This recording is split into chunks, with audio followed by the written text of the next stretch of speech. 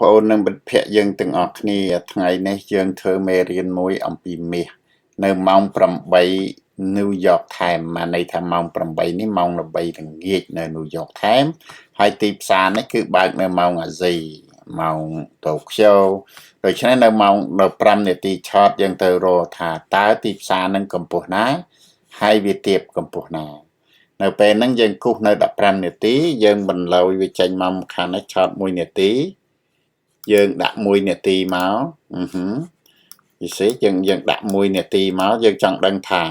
តើតម្លៃទីផ្សារហ្នឹងវារត់យ៉ាងម៉េចនេះឃើញទេឃើញវារត់ឡើងទៅមកដល់លើចុះមកដល់នេះចុះទៀតម្ដងនេះចុះទៀត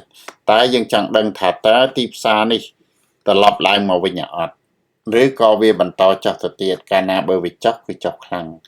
ដូច្នេះយើងកន្លែងនេះគឺយើងអាចចូល position មួយបានយើងចូលឡើងមកវិញនៅពេលណាដែលវា break market structure នៅកន្លែងនេះ